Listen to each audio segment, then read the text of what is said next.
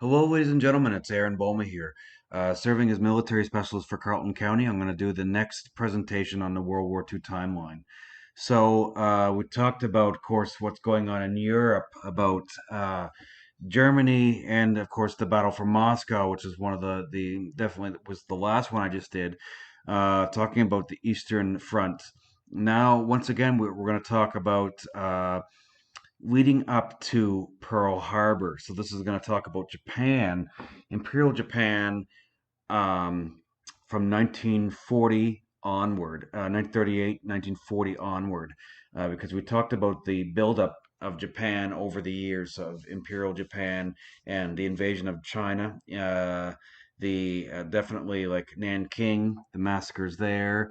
We talked about the Japanese expansion and them seeing America is the main threat to them controlling all of the Pacific and the main control points for America and the Pacific Fleet, of course, at Pearl Harbor being the biggest threat to the Japanese Empire. So we're going to talk about leading up to Pearl Harbor in the countdown to Day of Infamy. In the beginning of 1938, the U.S. adopted a succession of increasingly restrictive trade restrictions with Japan, with tensions going up. This included terminating its 1911 commercial treaty with Japan in 1939, further tightened by the Export Control Act of 1940. These efforts failed to deter Japan from continuing its war in China or from signing the Tripartite Pact in 1940 with Nazi Germany and Fascist Italy, officially forming the Axis powers. Japan would take advantage of Hitler's war in Europe to advance its own ambitions in the Far East. The Tripartite Pact guaranteed assistance if a signatory was attacked by any country not already involved in conflict with the signatory. This implicitly meant the U.S.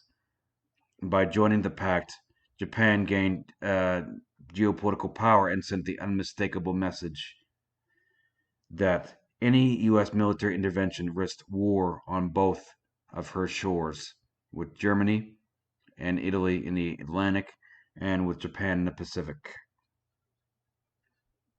The Roosevelt administration would not be dissuaded, believing the American way of life would be endangered if Europe and the Far East fell under military dictatorship. It committed to help the British and Chinese through loans of money and material, and pledged sufficient continuing aid to ensure their survival. Thus, the United States slowly moved from being a neutral power to one preparing for war. In mid 1940, President Roosevelt, FDR, moved the U.S. Pacific Fleet to Pearl Harbor, Hawaii, to deter Japan.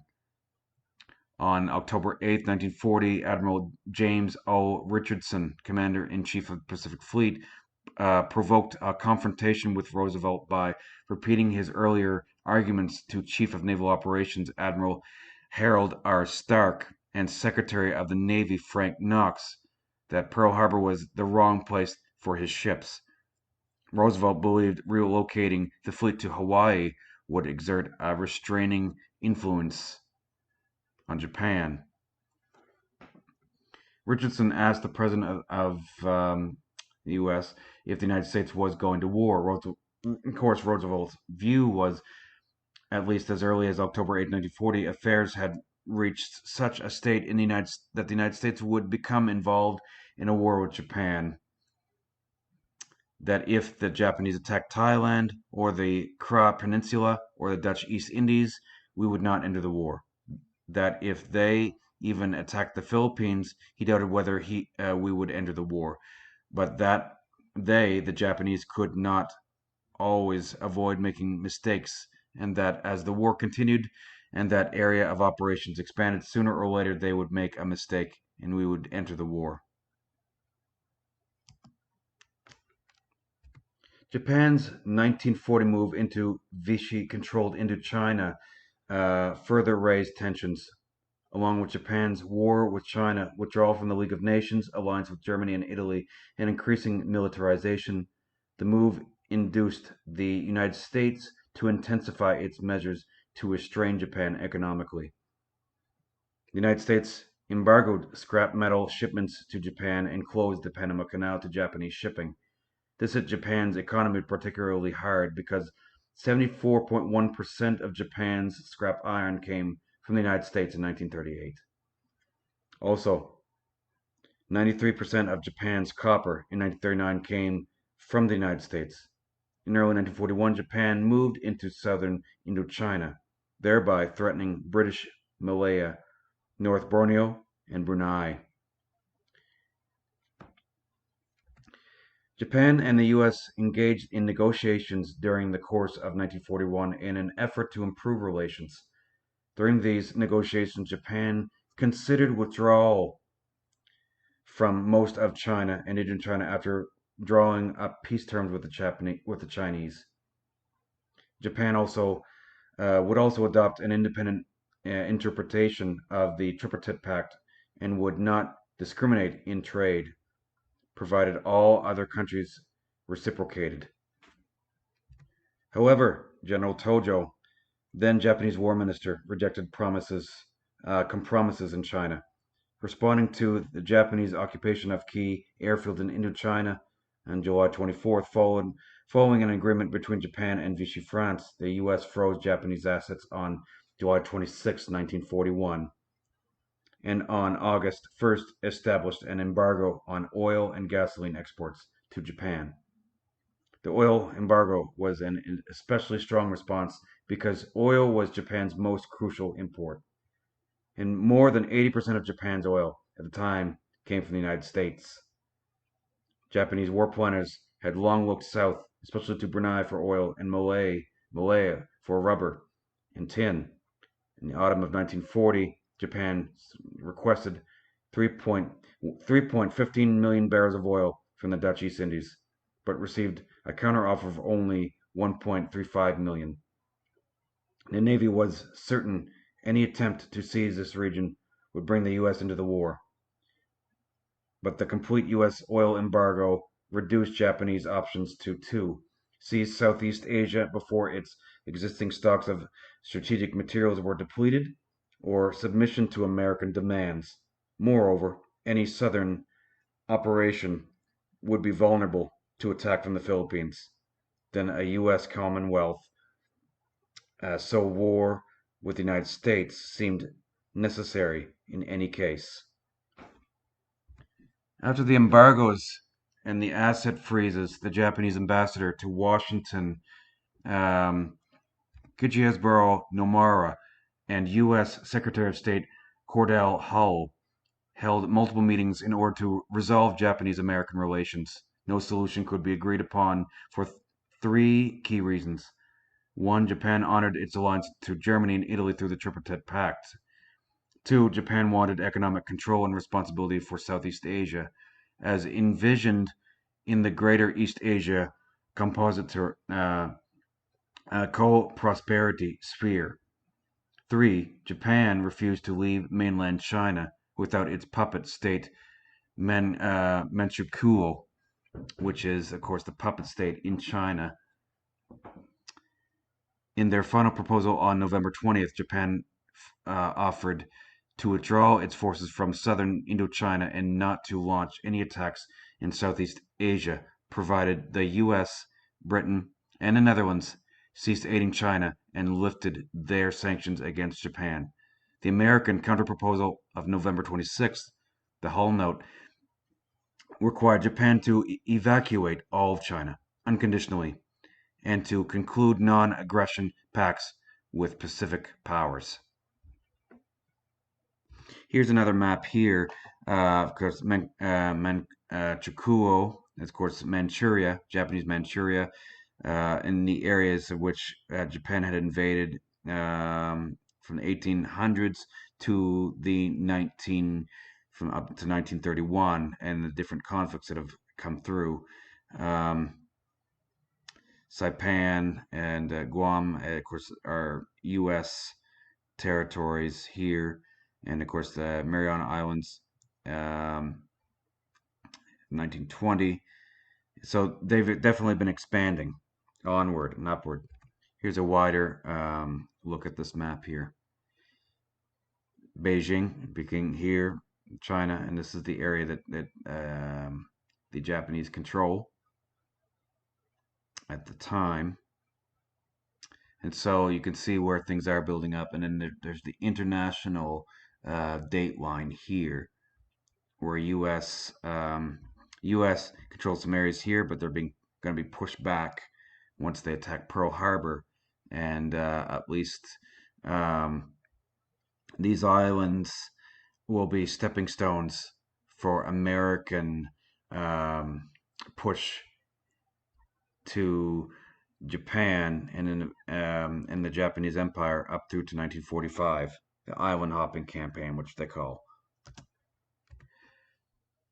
The breaking off of negotiations. Part of the Japanese plan for the attack included breaking off negotiations with the United States 30 minutes before the attack began.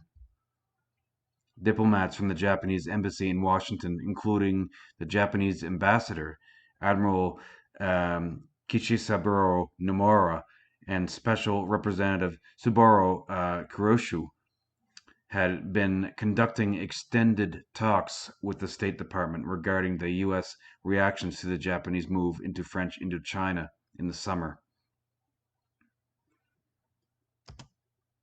In the days before the attack, a long 14-page part message was sent to the embassy from the Foreign Office in Tokyo, encrypted with the Type 97 cipher machine, in a cipher named Purple by U.S. Cryptanalysts, with instructions to deliver it to the Secretary of State Cordell Hull at 1 p.m. Washington time on December 7, 1941.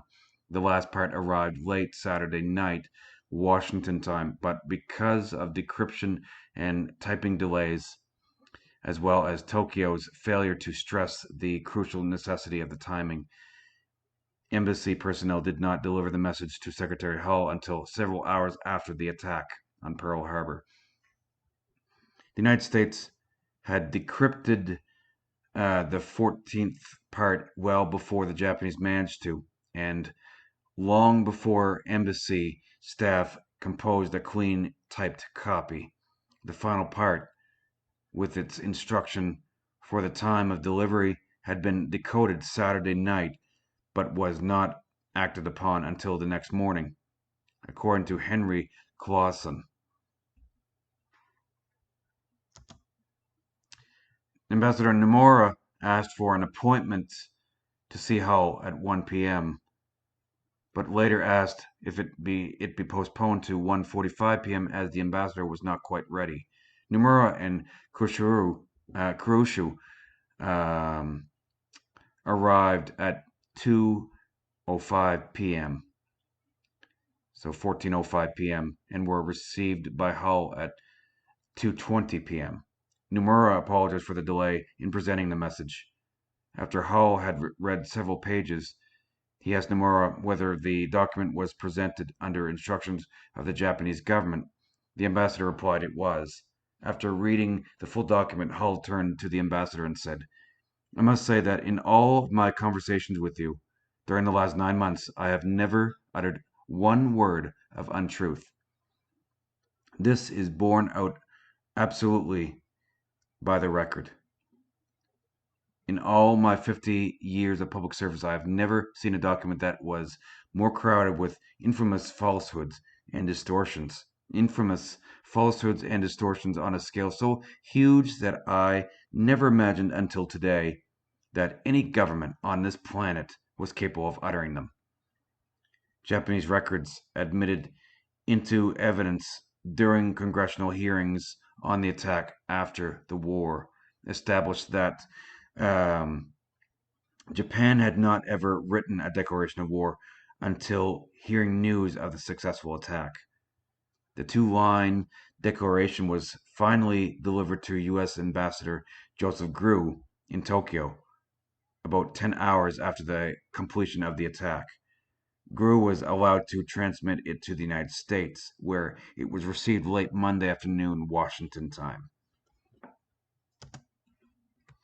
Going back to the planning of this and the reasoning, in July 1941, IJN, Imperial Japanese Navy Headquarters, informed Emperor Hirohito its reserve bunker oil would be exhausted within 2 years if a new source was not found.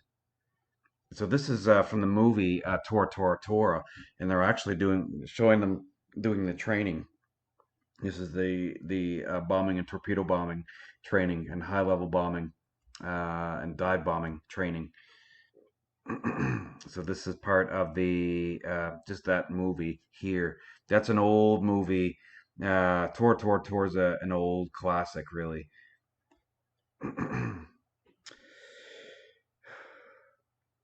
In August 1941, Japanese Prime Minister Fumimaro Kono proposed a summit with President Roosevelt to discuss differences. Roosevelt replied Japan must leave China before a summit meeting could be held.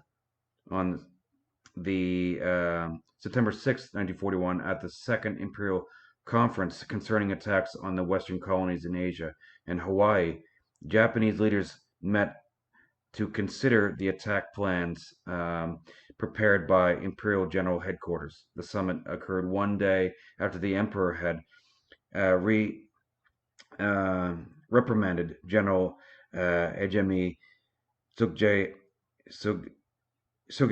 Sugiyama, chief of the IJA General Staff, Imperial Japanese Army General Staff, about the lack of success in China and the speculated low chances of victory against the United States, the British Empire, and their allies. Prime Minister Kono argued for more negotiations and possible concessions to avert war. However, military leaders such as Sugiyama, Minister of War General Hikari Tojo, and Chief of the Imperial Japanese Navy General Staff Fleet Admiral Osami Nagano, asserted time had run out and that additional negotiations would be pointless. They urged swift military actions against all American and European colonies in Southeast Asia and Hawaii. Tojo argued that yielded to the Americans' demand to withdraw troops and would wipe out all of the gains of the Second Sino-Japanese War, depress military morale, endanger Manchukuo, and jeopardize control of Korea. Hence, doing nothing was the same as defeat and a loss of face. We covered this a bit. October 16, 1941, Kono resigned and proposed Prince Naruhito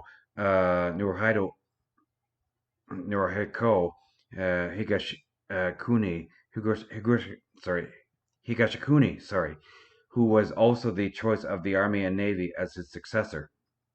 Hirohito chose Hikari Tojo instead and worried, as he told Kono, about having the imperial house being held responsible for a war against Western powers.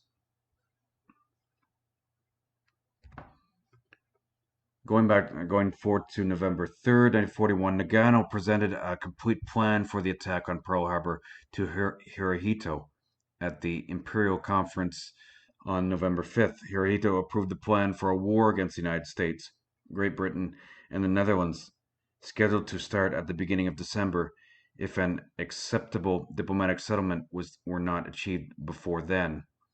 Over the following weeks, Tojo and his military regime offered a final deal to the United States. They offered to leave only Indochina, but in return for large American economic aid. On November 26th, the so-called Hull Memorandum or Hull Note rejected the offer and demanded that, in addition to leaving Indochina, the Japanese must leave China without Manchukuo and agree to an open door policy in the Far East. On November 30, 1941, Prince Takamatsu warned his brother Hirohito the Navy felt the Empire could not fight more than 2 years against the United States and wished to avoid war. after consulting with Koichi Kaido, um, who advised him to take his time until he was convinced. And Tojo, and the emperor called uh, Shikataro Shimaito and Nagano, who reassured him that war would be successful.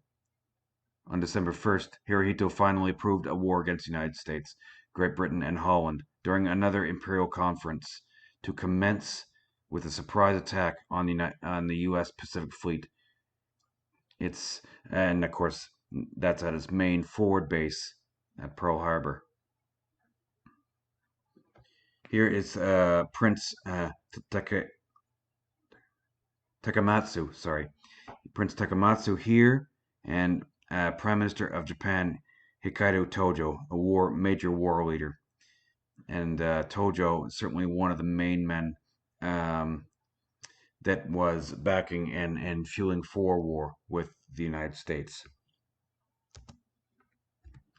So, from the intelligence gathering perspective, on February 3rd, 1940, Admiral Yamamoto, briefed Captain Kenji Ogawa of Naval Intelligence on the potential attack plan, asking him to start intelligence gathering on Pearl Harbor. Ogawa already had spies in Hawaii, including Japanese consular officials with an intelligence remit, and Uh, he arranged for help from a German already living in Hawaii who was an Aboir agent. None had been providing much military useful information. He planned to add 29-year-old ensign Takeo Yoshikawa by the spring of 1941. Yamamoto officially requested additional Hawaiian intelligence, and Yoshikawa boarded the liner Nita Maru, and that was at Yokohama. He had grown his hair longer than military length and assumed the cover would name Tadashi Morimura. Sorry, Tadashi Morimura. Yoshikawa began gathering intelligence in earnest by taking auto trips around the main islands and touring Oahu in a small plane, posing as a tourist. He visited Pearl Harbor frequently, sketching the harbor and location of ships from the crest of a hill. Once he gained access to Hickam Field in a taxi, memorizing the number of visible planes, pilots, hangars, barracks, and soldiers. He was also able to discover that Sunday was the day of the week on which the largest number of ships were likely to be in harbor, that PBY patrol planes went out every morning and evening, and that there was an anti-submarine net in the mouth of the harbor. Information was returned to Japan in coded form in consular communications and by direct delivery to intelligence officers abroad. And they were aboard Japanese ships calling at Hawaii to consulate staff. In June 1941, German and Italian consulates were closed, and there were suggestions Japan should be closed as well. They were not, because they continued to provide valuable information via magic intelligence gathering, and neither President Franklin FDR Roosevelt nor Secretary of State Cordell Hull wanted trouble in the Pacific. Had they been closed, however, it is possible Naval General Staff, which had opposed the attack from the outset, would have called it off, since up-to-date information on the location of the Pacific Fleet, on which Yamamoto's plan depended, would no longer have been available. So the planning, of course, the Japanese plan to attack Pearl Harbor was devised by Admiral Isoroku Yamamoto, a former student at Harvard University who had served as Japan's naval attaché in Washington. Yamamoto knew that the United States had far greater resources than Japan, and that his country could not win a protracted war. As Steve Twilme details in his 2016 book, Countdown to Pearl Harbor, the 12 days to the attack. Yamamoto believed that Japan's only chance for success was to stage a surprise assault that would knock the U.S. fleet out of action for a year or more. Japanese forces trained for about a year to prepare for the attack. They added wooden fins to their aerial torpedoes and made other modifications so that they could work on short runs at the 45-foot average depth of Pearl Harbor. The Japanese Foreign Ministry wanted to present the United States with a declaration of war prior to the attack so that they wouldn't violate international law, but they were blocked by the Japanese military, which didn't want to jeopardize the operation. The Japanese attack force, which included 6 aircraft carriers and 420 planes, sailed from Hitokapu Bay in the Kuril Islands on a 3,500-mile voyage to the staging area, 230 miles off the Hawaiian island of Oahu. According to Tumi, the Japanese sailed without radar or reconnaissance planes overhead in an effort to avoid detection. Of course, the U.S. did miss signs of Japan's preparations. Some would, actually, in a sense, they would almost, it looks like they ignored possible chances of that. And their intelligence was warning them.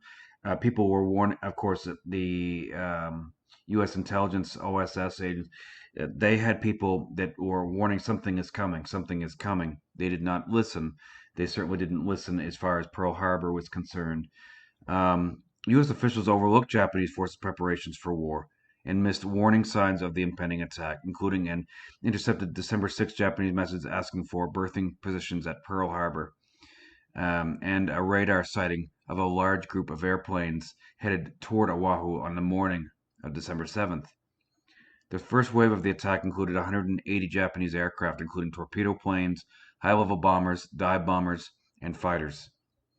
They were followed by a second wave of similar size, but with more dive bombers and no torpedo planes. Japanese forces started the attack shortly before 8 a.m. Hawaiian time, when the initial wave of fighters struck, according to U.S. Naval History and Heritage Command. According to a 2016 article by retired U.S. Navy Commander Alan D. Zim, Japanese Captain Mitsuru Fuchida, who led the aerial attack on Pearl Harbor, made a critical mistake by firing 2 flares, which signaled to his aviators that they had not caught the Americans by surprise. As a result, they used more cautious tactics and inflicted far less damage than they might have. The Japanese attack lasted nearly 2 hours. Pearl Harbor. Of all aspects of the attack that on that December 7, 1941 Sunday morning included its treachery, swiftness, daring, and skillful execution, none seems more compelling than the assault's total surprise. This element is even more striking knowing that just prior to the attack, a U.S. Army radar site at Opana Point on Oahu tracked incoming aircraft, and the Navy discovered a foreign submarine at the entrance to Pearl Harbor. Add to this mixture that American codebreakers were sending Japanese diplomatic messages of all types, and it seems simply incredible that Japan could pull off a thorough surprise attack. Yet it did precisely that. How Japan could do so has intrigued Americans ever since. Vast literature written mostly from an American perspective has poured out in the last 6 decades, pursuing answers to the same questions. How did the Japanese arrive in secret, and why were the Americans caught so off guard? Not unexpectedly, those writings mostly dwell on American errors and shortcomings, and usually treat Japanese planning and preparations for the strike in an abbreviated, sometimes dismissive manner.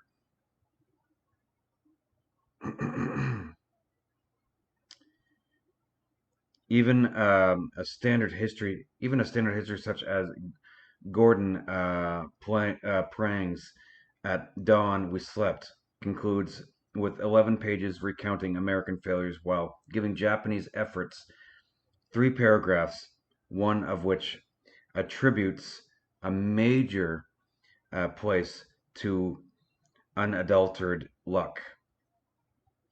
Proponents of the Pearl Harbor conspirational thesis reduced the Japanese to mere puppets, acting unconsciously to the whim of President Franklin D. Roosevelt, and according to a few British Prime Minister Winston Churchill. Well, the air assault that morning was, in the words of Fleet a Pacific Fleet commander, Admiral Husband E. Kimmel, a beautifully planned and executed military maneuver. It was the Japanese preparations that allowed the Pearl Harbor Task Force, the Kido Butte, to approach Hawaii undetected. And these are the planes that are going to be used once I cover the direct attack. And just it's summarizing the Kate, the Vow, the Zero. Without the detailed planning and nearly flawless execution of the preliminaries, the attack would never have succeeded. Comprehending Japan's pre-war change in naval strategy and how the Japanese combined 4 major parts of the assault plan: denial and deception, radio intelligence, cryptology, and operations security is critical to understanding how the Japanese were able to pull off the attack. These components often complemented each other. One part would lead, reinforce, or extend another, and lessons learned during training and exercises sorted out which techniques worked. Simply put, how the Japanese prepared for the attack is what assured their success that morning, and it is likely the Americans could have done nothing to alter significantly the outcome of the attack. Of course, switching from defense to offense, strategy is the script nations write for themselves that dictate subsequent policy and plans. Japan's preeminent interest after World War One was to expand and preserve economic hegemony in East Asia, principally China. But to fulfill that strategic aim, Japan would face opposition from colonial powers in the region and from the United States, which sought to maintain an economic open door in China and protect its island possessions. In the years prior to Pearl Harbor, Japanese American relations were marked by confrontations over Japanese expansion into China, the seizure of Manchuria, and the buildup of naval forces and facilities in the Pacific.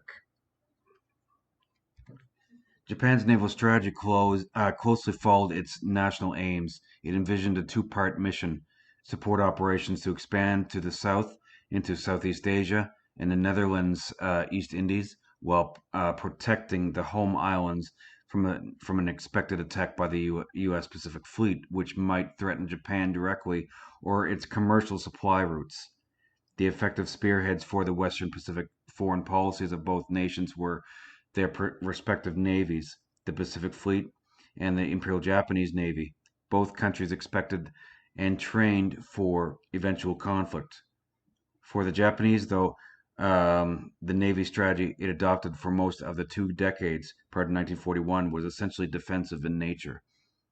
While elements of the Imperial Japanese Navy would be engaged elsewhere to the south, the majority of the battle line, its battleships, supplemented with carriers, would remain in the home waters around the Japanese and archipelago and await the expected repost by the reinforced Pacific Fleet. Once the American ships deployed, the Japanese fleet would sortie out and seek a decisive battle somewhere in the mid-Pacific region. As ship technology advanced, then Japanese carriers acquired more punch from more capable aircraft. The location of the climactic clash moved eastward until, by the late 1930s, the Japanese Naval General Staff planned for it to occur near the Mariana Islands, some 1,400 miles southeast of Japan. Ironically, and with implications for Pearl Harbor, American plans fit neatly together with the Japanese expectations. American naval planners in War Plan Orange and its various permutations would send the reinforced Pacific Fleet across the Central Pacific to meet the Japanese combined fleet somewhere near the Marshall or Caroline Islands and destroy it before moving on to the Philippines and the eventual investment of the Japanese home islands.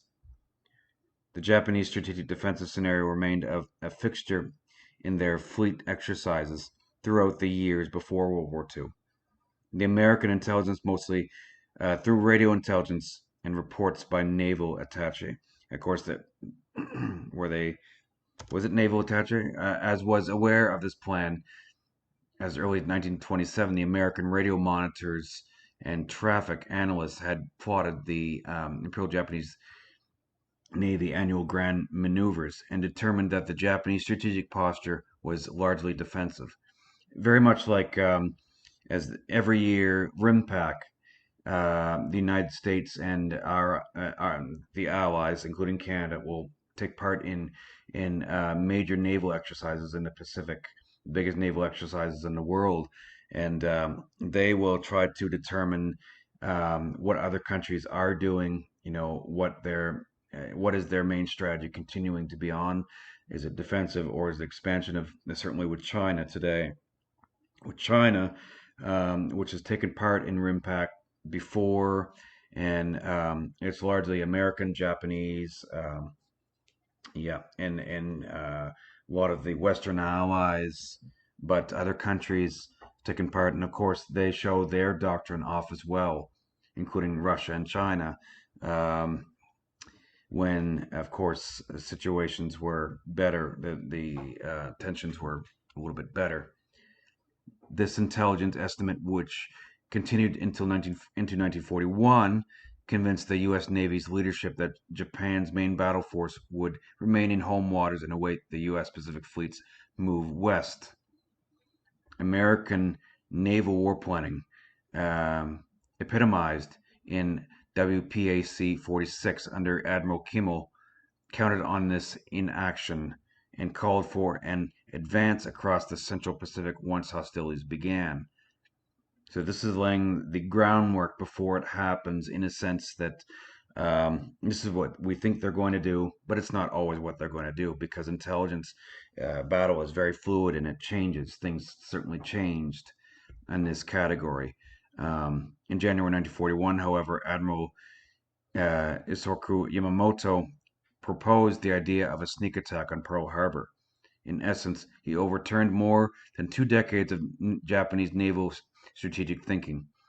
The Japanese NGS opposed this idea for nearly 9 months before yielding to Yamamoto. Planning, training, and war games in September 1941 revealed technical and operational shortcomings that needed to be fixed if his plan was to work. Significantly, U.S. naval intelligence did not detect the shift in thinking. American radio intelligence continued to analyze Japanese naval activity in 1941 within the context of the old defense strategy. U.S. analysts assumed the carriers and most of the battle line would remain in Japanese home waters. All Yamamoto needed was some way to convince the Americans to continue to think that way, and they were certainly successful to numerous degrees. In early 1941, Admiral Isoroku Yamamoto, seen here, first proposed a surprise attack on Pearl Harbor, an idea that was contrary to long-standing Japanese strategic doctrine. After the plan's acceptance, nearly 9 months after, U.S. intelligence failed to detect this turn. Covering up the strategic change, the key to the success of the Japanese attack on Pearl Harbor, specifically what enabled the Pearl Harbor striking force to reach its launch point undetected and totally unsuspected by the Americans was Tokyo's radio denial and deception actions, D&D, the denial and deception. Significantly, these activities simply were not just a bag of tricks meant to bemuse U.S. naval radio intelligence. Rather, they constituted a function of the change in Japanese strategy and were meant to convince the Americans that there had been no change from defensive to offensive intentions.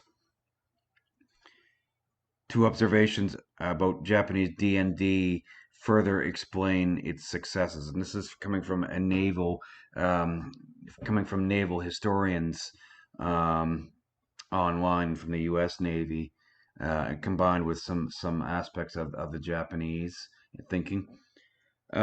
First, the impetuous first the impetus for the Imperial Japanese Navy's elaborate radio ruse was its awareness of the ability of enemy radio intelligence to identify and locate Japanese carriers. Earlier in March and June 1941, when carriers had been dispatched south to support Tokyo's policy toward occupied French Indochina, Japanese radio intelligence discovered that the British monitoring site in Hong Kong had been identified and tracked the large ships.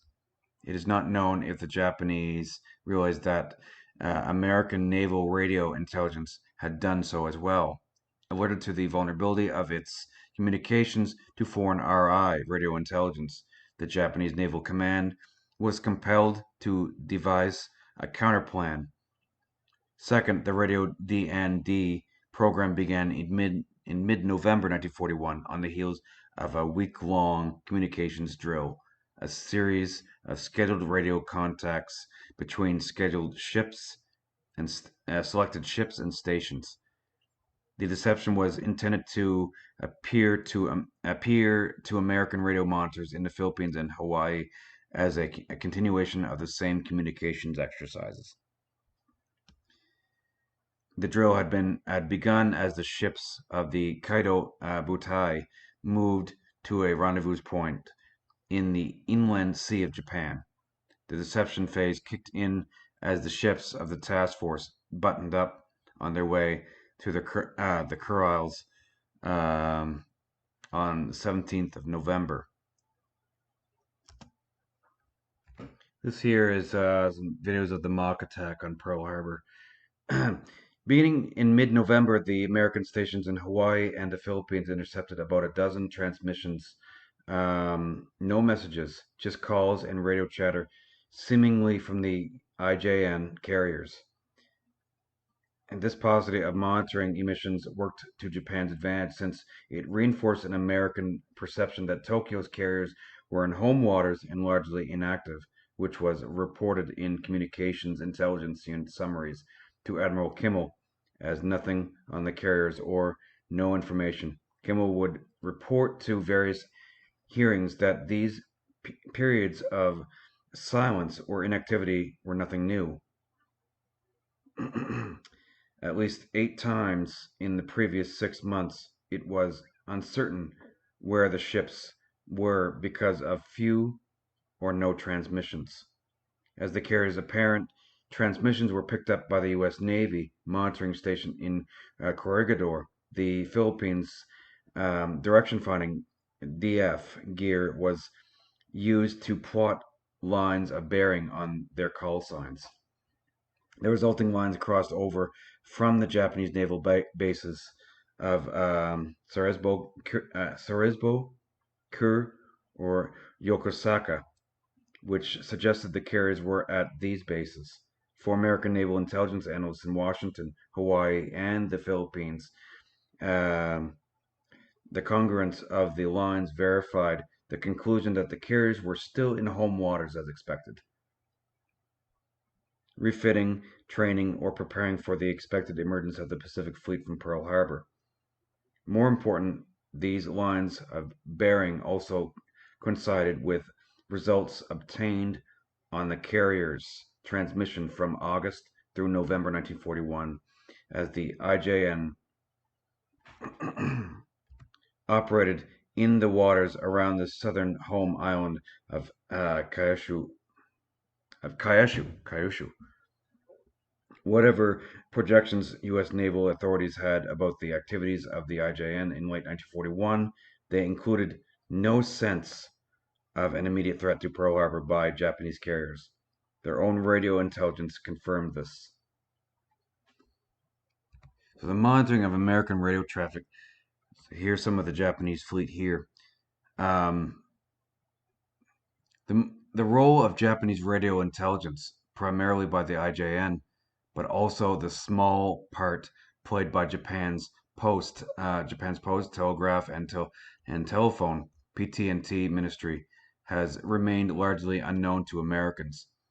Most narratives mention a small team on board the Kaido Brute's flagship, the carrier Akagi, which listened to Hawaiian commercial stations for any alert, but that is a mere fraction of the story. Briefly, radio intelligence is information that can be gleaned from communications, excluding cryptoanalysis. RI is derived from the externals of messages and the transmission of such traffic, such as message priority, call signs, and radio direction finding. In a useful analogy, radio intelligence is like studying the envelope and delivery method of a letter. We can learn who sent it, the date, relative size, and the delivery system. But any conclusion based on RI is largely inferential and can be misleading without corroborative intelligence. So if they don't have the corresponding intelligence of pictures or visual identification, anything like that, it's hard to gather whether this is actually happening or not, whether it's whether it is accurate or not, and to what degree. For years before the Japanese Navy began to grapple with Yamamoto's idea for a surprise attack on Pearl Harbor, the IJN's radio intelligence section had monitored U.S. Pacific Fleet exercises and activities, while the Japanese intercepted and studied the communications of other fleets in the Pacific, such as the Royal Navy, the Soviet Pacific Squadron. The Pacific Fleet was its priority target. Like most major navies, Japan had established an RI capability early in the 1920s. Radio intelligence was handled in the special section of the Communications Department of the Navy General Staff, which used listening posts on various Japanese held islands. Tokyo also dispatched merchant ships with special monitoring teams on board to track annual U.S. fleet exercises.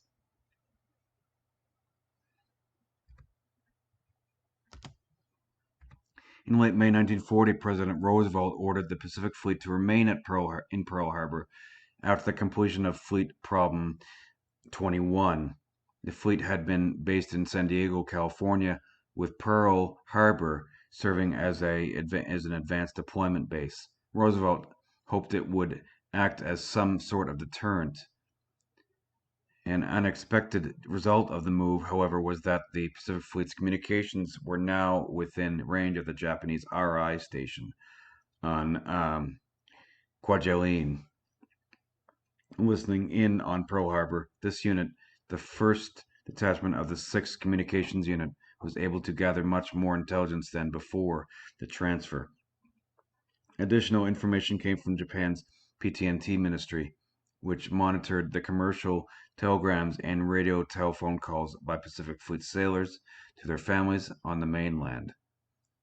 Sailing schedules, supply train arrivals, unit manning, and ship locations were available in open communications. The Japanese also copied Pacific Fleet headquarters communications with Navy outposts in Midway, Guam, Samoa, and Johnson Island. Into the summer of 1941, as plans for the attack on Pearl advanced, the IJN beefed up its radio intelligence coverage of the American military presence in Hawaii. 2 more stations on Saipan and near Tokyo now covered the communications of the Pacific Fleet and the U.S. Army Air Corps in Hawaii. A new RI command structure in Tokyo organized the effort within a greater emphasis on ship identification and direction finding. Daily reports from the Kwajalein, which included listings of U.S. Navy call signs for its ships and shore stations, were passed to Tokyo. Call signs for ships such as the USS Arizona, BB-39, Enterprise, CV-6, Astoria, CA 34, which is a cruiser, were noted. So BB is a battleship. So that's BB 39 USS Arizona. CV is a carrier, USS Enterprise. Um, and of course, so the Kwajalein DF station tracked the routes of American aircraft flying among the U.S. Pacific bases. But more important, it tracked reconnaissance flights around the Hawaiian Islands. The results revealed that the flights were almost exclusively to the west and south of the island chain.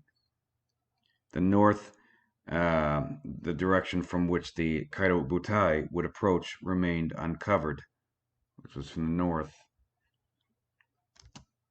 Radio intelligence supplemented reports from Japanese agent Takeo Yoshikawa, who reported out of the consulate in Honolulu.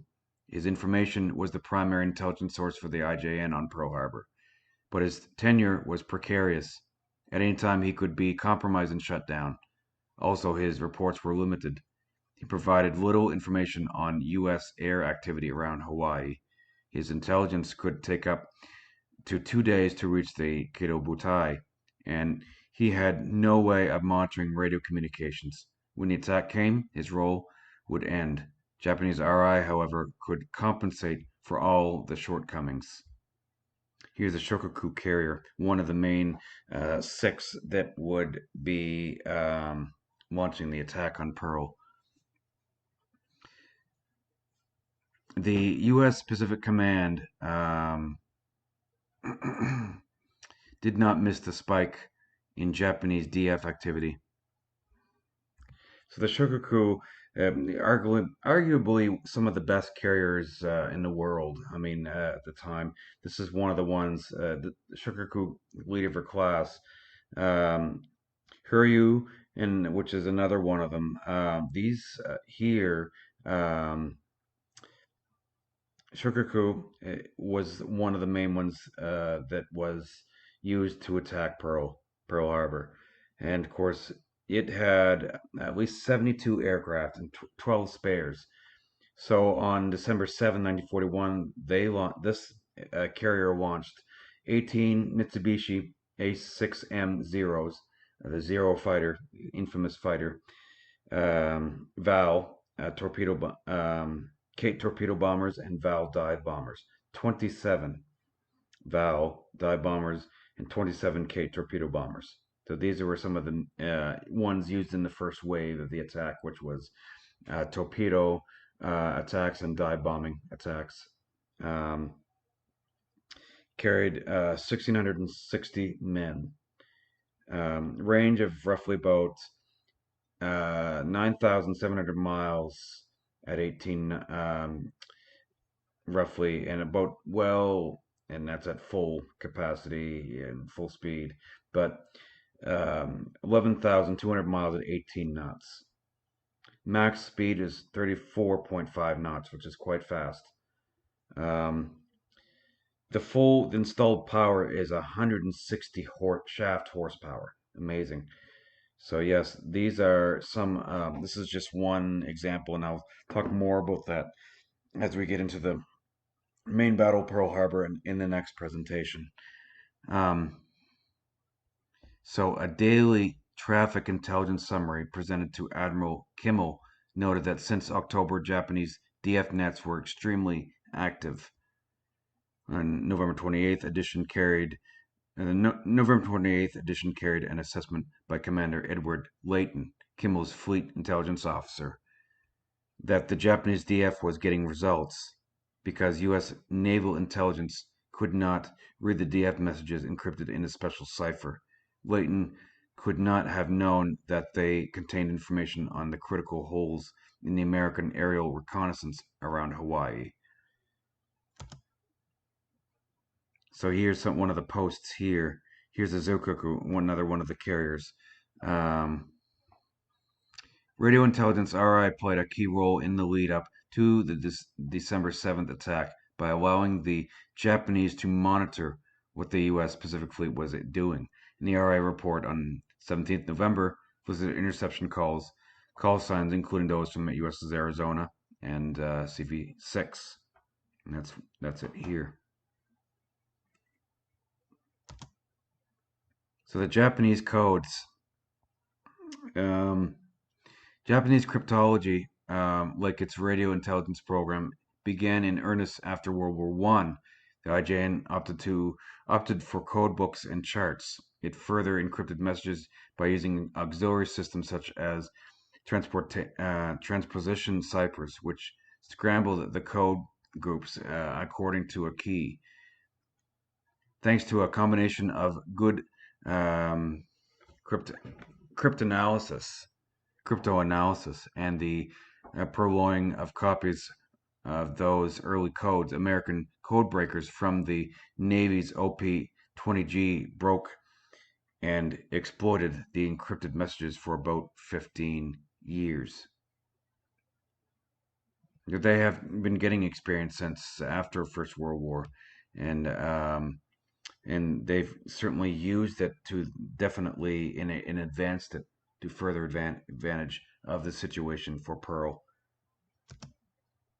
In mid 1939, the Imperial Japanese Navy broke in a new General Proposed Operational Code, designated AN by the Americans. Its code book contained more than 35,000 five-digit code groups and a digital cipher to encrypt them. American naval codebreakers had made limited progress on this system. When the Japanese replaced it in December 1940, with a new code designed AN1 with more than 50,000 code groups, and that made it even harder. The mistaken claim that the AN1 code was being read or exploited at the time of Pearl Harbor is based on out of context quotes and numerous technical misunderstandings of the U.S. code breaking progress and process. A review of the monthly progress statements of the U.S. Navy's code breaking section, OP-20 GYP1, shows minimal recovery of the code. Only about 8% of the 50,000 code groups had been recovered. Wow. So they've only scratched scratched the tip of the iceberg. The U.S. Navy could not glean intelligence from messages encrypted with AN1 until early 1942.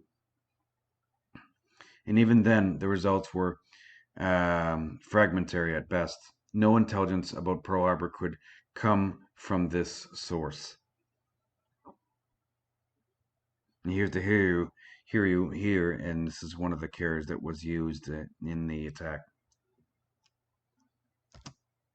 The Americans, however, could exploit encrypted Japanese diplomatic messages to a great degree, through not quite as much as imagined by later historians. From late 1939 to mid 1940, Japan introduced new diplomatic ciphers to protect their communications. Kind of like of course, you have the embassies and things, of course, WikiLeaks breaking classified codes, um, encrypted ciphers from, of course, the Middle East. Same kind of concept, leaking classified information from diplomatic cables. Um,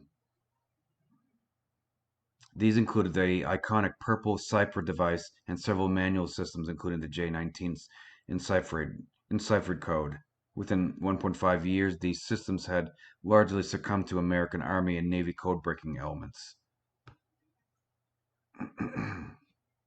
Still, the rates for exploitation of these messages were not that high. From the 1st of November to the 7th of December, the day of the attack, 59% of all purple messages between Tokyo and Washington and 16% of J-19 were translated. So there's so much that they missed and so much that they couldn't get in time. So this certainly, our radio intelligence played a key role in the lead up to the December 7th attack by allowing the Japanese to monitor what the U.S. Pacific Fleet was doing. Using huge radio antenna masts in the Marshall Islands, Tokyo was able to listen in on the U.S. fleet's communications.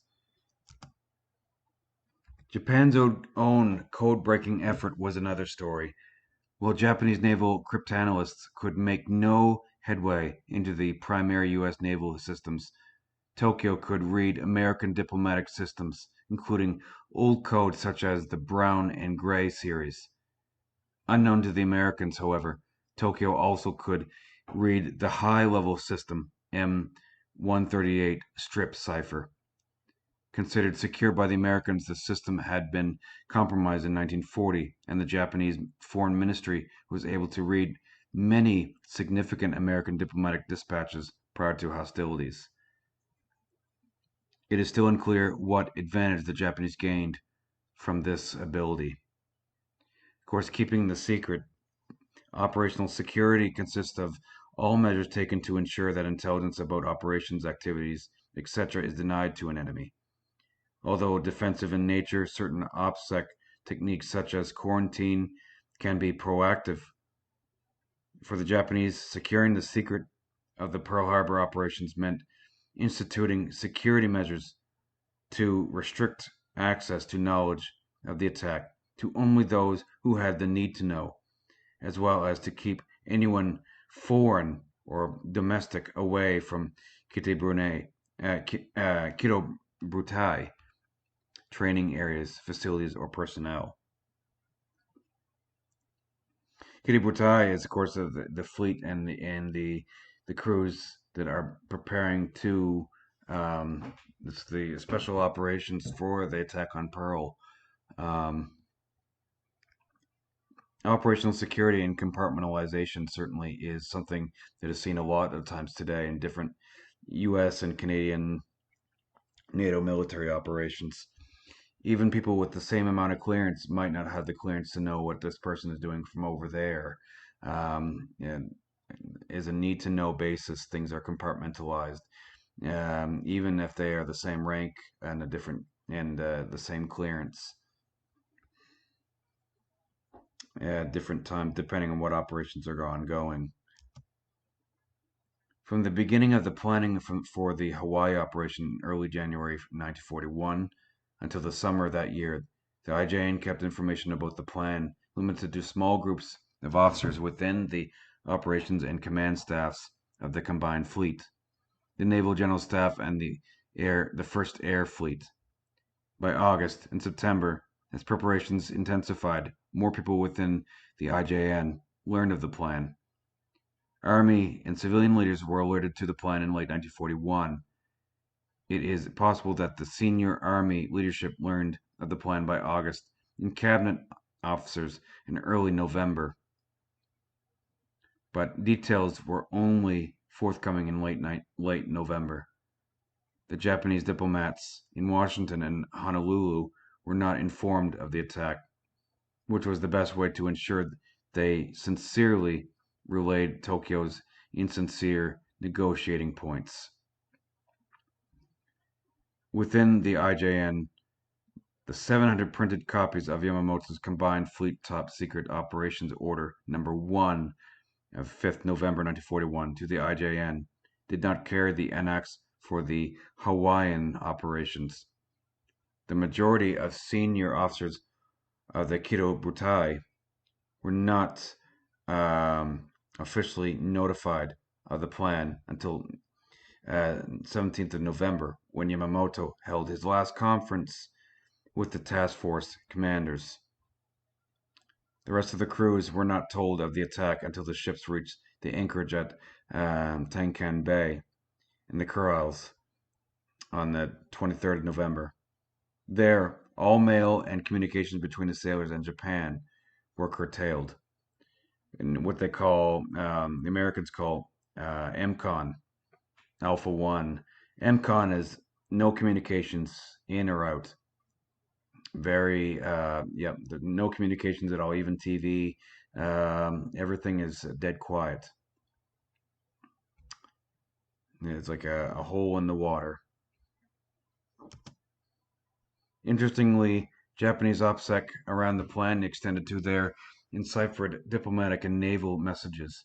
Tokyo's diplomatic traffic included references to activity in Southeast Asia and a probable starting date for the campaign, December 8th, Tokyo time as X Day. But these only tipped off Japanese movements towards Southeast Asia. Yoshikawa's reports from Honolulu were no different from those from other sites such as Manila and Panama Canal detailed intelligence, but no mention of an attack. Encrypted operational weather and training messages meant for the Kirubutai never openly mentioned Pearl Harbor. The plan and target could only be inferred from the post-war decrypts. Japanese restrictions against prying attaches and diplomats proved effective. Areas around Kyushu, as well as the southern islands' navy yard and training areas, had been closed off to foreign observation.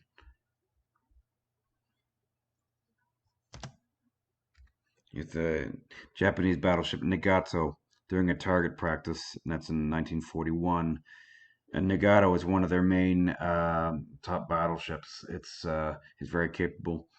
Um, of course, at the time, the, um, the biggest battleship in the world, the Yamato, is being prepared.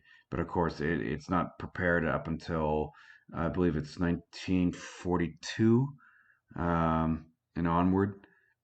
Um, so by the 17th of November, the American ambassador to Tokyo, Joseph Grew, informed Washington that security was so tight in Japan that the embassy could no longer be counted on to provide an effective war warning.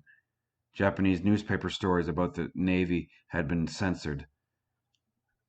Foreign ships approaching training areas near Kyushu had been stopped. Potential adversaries' ships were escorted out of the area. Well, one a Filipino freighter was boarded, its radio sealed and seized, and the ship sailed to Naha, Okinawa. This OPSEC blanket over the operations was not perfect. In at least one case in September, aircraft from the Hiryu spotted a small foreign combatant near one of the Kiributei's training areas. Still, overall knowledge of the attack was held closely within Japan and away from foreigners. So that is overall um, how Japan and its radio operations and how they operated in secrecy and how they tried and how they were able to keep it under the radar is a completely sensitive and very much an effort to keep it as a closely guarded secret until the that morning had arrived and the attack commenced. So, of course, the U.S. Navy, before the Japanese attack, the U.S. Navy was in many ways unprepared for war when the Japanese brought America into the war. Their attack on Pearl certainly crippled the Pacific Fleet to a large degree, not entirely. Too great an emphasis was placed upon the battleships to the exclusion of anti-submarine warfare, which was essential to all successes in the Battle of the Atlantic. It was to the great credit of the U.S. Navy that in a remarkably short space of time it was able to reorganize its forces and, in conjunction with the Royal Navy, defeat the U-boat menace. And that's in the Atlantic. Even before America's entry into the war, the pro-British Roosevelt government had provided aid to the British, which included the 100 destroyers of the Lend-Lease Agreement and the escort of convoys by U.S. Navy vessels, and that was in late 41. in early 41 and onward, and then going into the U.S. Navy would start leading patrols, even though they were neutral, um, leading convoys in the Atlantic, or helping lead them, neutral shipping.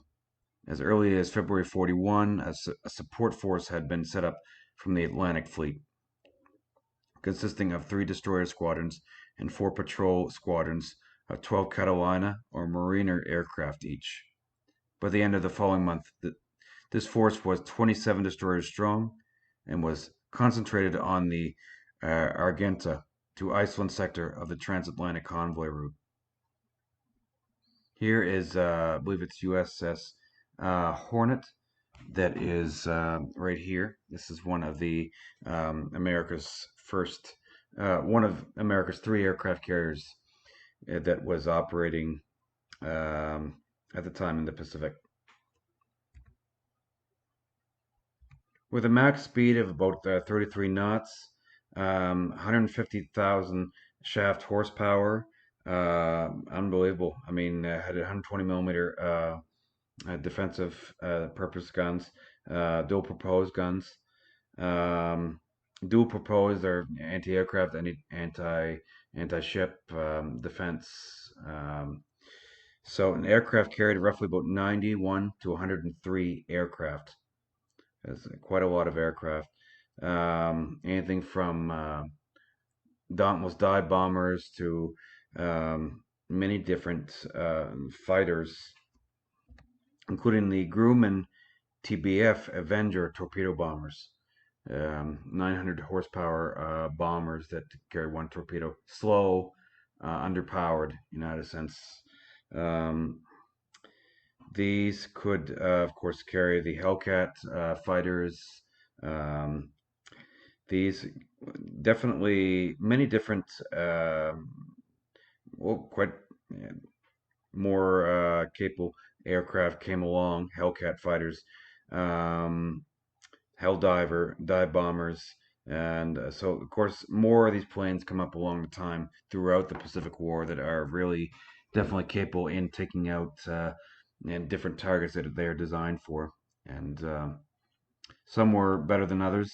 The Avengers were underpowered, but one shot is what they are designed to do. A torpedo bomber is, of course, go low above the water and drop the torpedo about roughly 50 feet above the water, or even lower, and and then get out of the way as anti-aircraft guns are going off on enemy ships. As that, and they're trying to angle that as they're dropping that, wherever that torpedo is going to go is a straight line.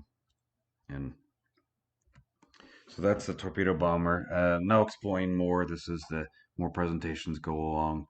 Um, the weight of American naval effort was directed to the Pacific, and in this theater of war, naval power, usually expressed in terms of carrier-based aircraft, was to be absolutely crucial.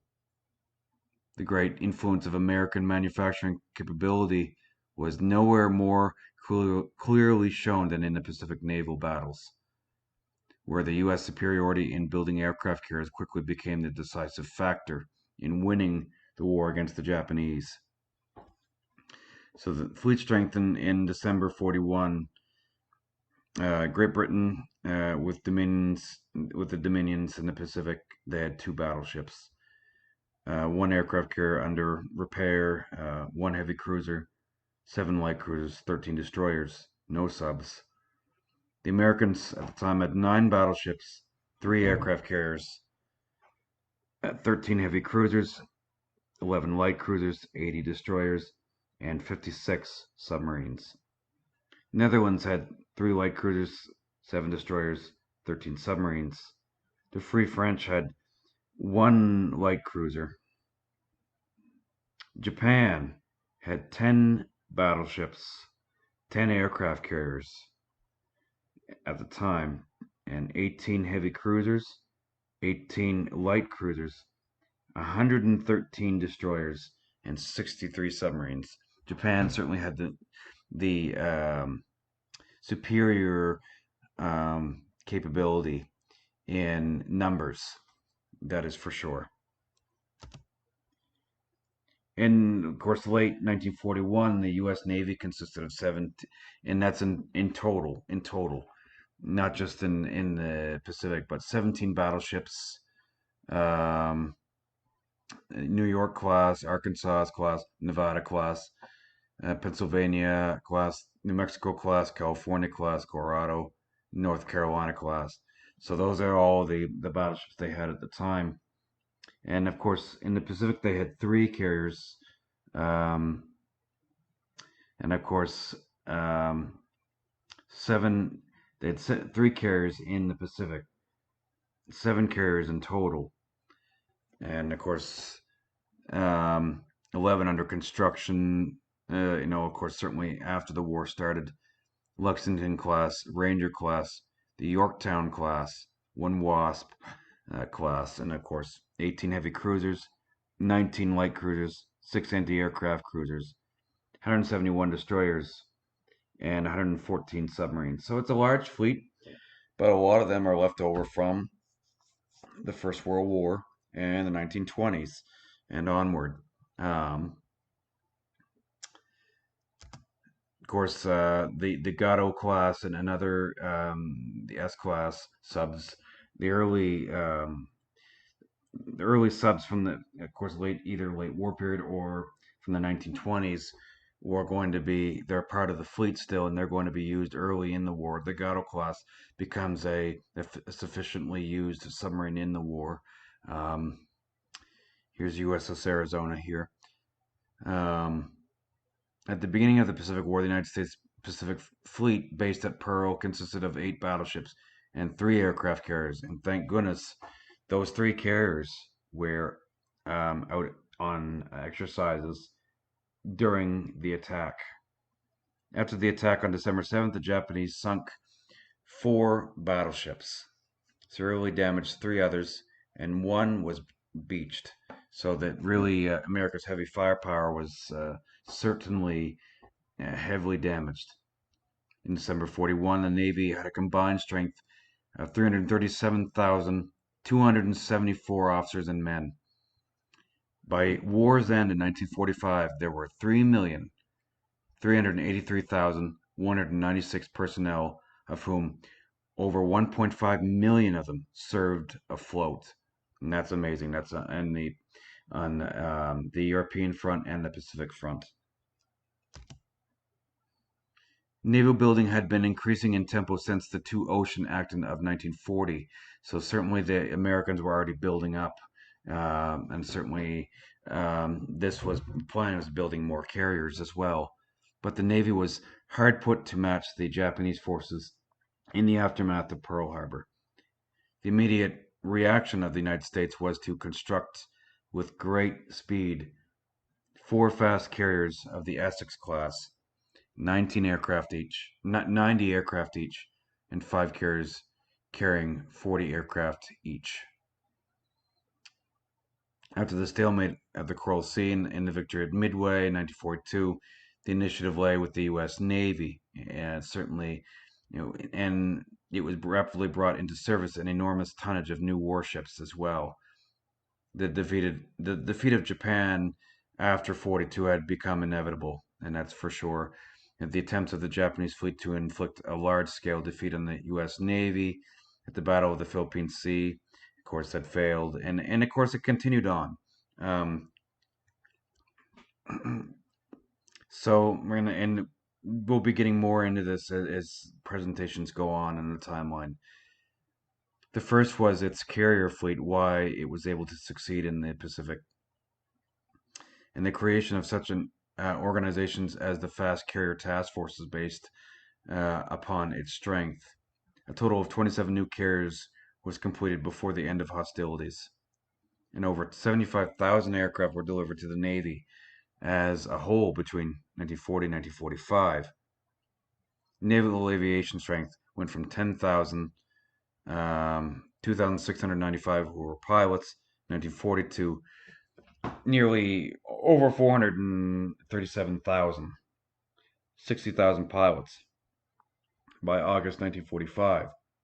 The second layer was the deployment of techniques of amphibious landing. Over 66,000 landing craft were built during the war, and the vast majority were used in the Pacific. So, the submarines, and of course, submarines were used to a major extent as well. The most effective submarine blockade in history. Of course, 60 subs were lost, but 228 subs were entered service during the war. Over 4 million tons of Japanese shipping was sunk. So this is all what we're going to be talking about later on. Um, but this today was mainly about the focus on how they planned Pearl Harbor. Next, we'll be talking about Pearl Harbor and the experiences itself, the battle. Here's USS Arizona here and crew, and a photo of Hickam Field and Pearl Harbor itself. So the Japanese Imperial Navy in the beginning of the war in 41, it was the third most powerful navy in the world, and the Naval Air Service was one of the most potent air forces in the world. During the first 6 months of the war, the Imperial Japanese Navy enjoyed spectacular success, inflicting heavy defeats on Allied forces, being undefeated in every battle. And that's up until 1942 for the first 6 months. They had, so numbers vary, but 12 battleships, 15 fleet carriers in total, 5 light carriers, 5 escort carriers, 18 heavy cruisers, 25 light cruisers, and that's different from some of the other data that I've come from different sources. 169 destroyers, destroyer escorts, cable can, 180 of them. Seagoing torpedo boats were about 12. Seagoing gunboats were about 9. 195 submarines, and that's including the I-class submarines. Amazing. Huge fleet. But certainly the situation would not last. Okay, thank you, ladies and gentlemen. Aaron Boma, military specialist for Carleton County.